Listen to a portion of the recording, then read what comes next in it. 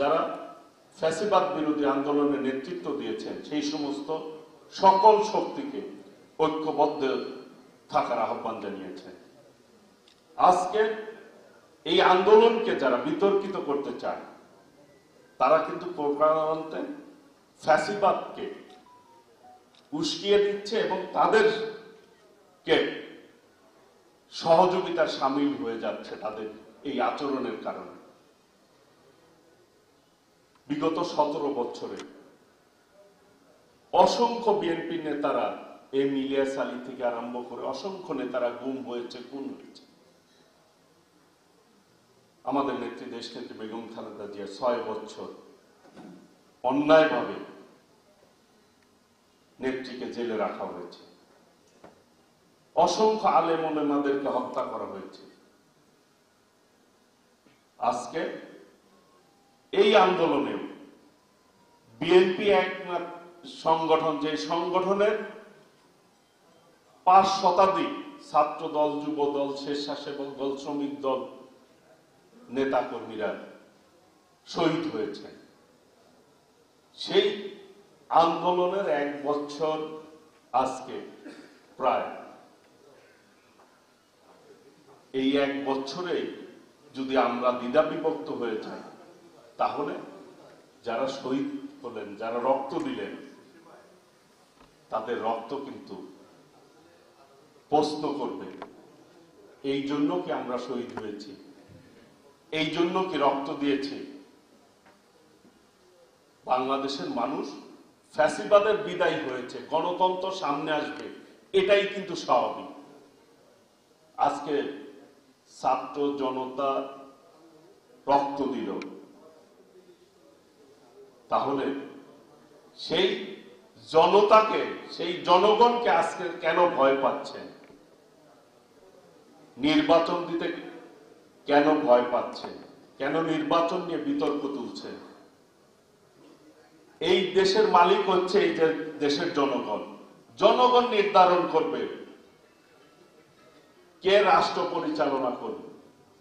BNP প্রথম থেকে একটি দাবি করে আসছে যে একটি নিরপেক্ষ নির্বাচন, সুষ্ঠু নির্বাচন, যার ভোট সে দিবে, যারা বিজয় অর্জন করবে তারা রাষ্ট্র পরিচালনা করবে। এই দেশের মালিক এই দেশের জনগণ।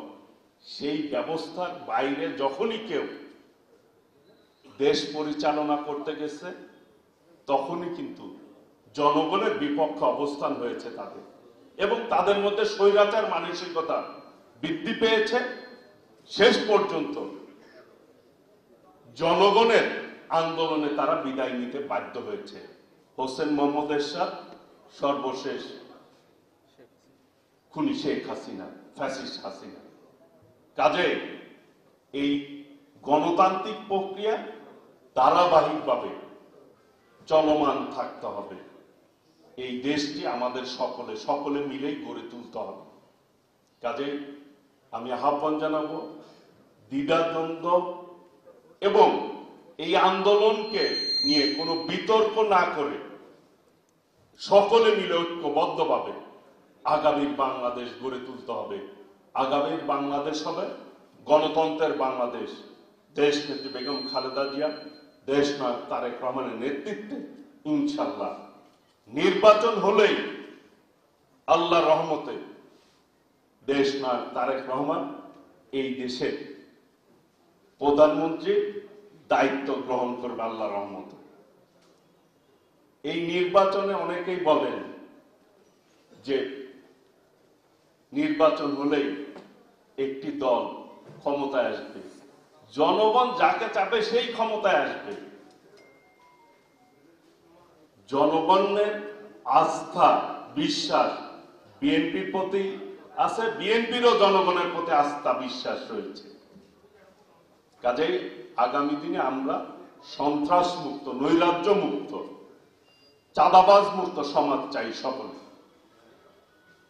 গতকাল আমাদের ভারপ্রাপ্ত চেয়ারম্যান দেশনায়ক তারেক রহমান বলেছেন, যারা অন্যায়ের সাথে সম্পৃক্ত হবেন, সামাজিক অপরাধের সাথে সম্পৃক্ত হবেন, জনগণ দুর্ভোগ পায় এইরকম কাজের সাথে যারা সম্পৃক্ত হবে, যারা অন্যায়ের সাথে জড়িত থাকবেন, তাদের বিরুদ্ধে অবশ্যই ব্যবস্থা গ্রহণ করা হবে।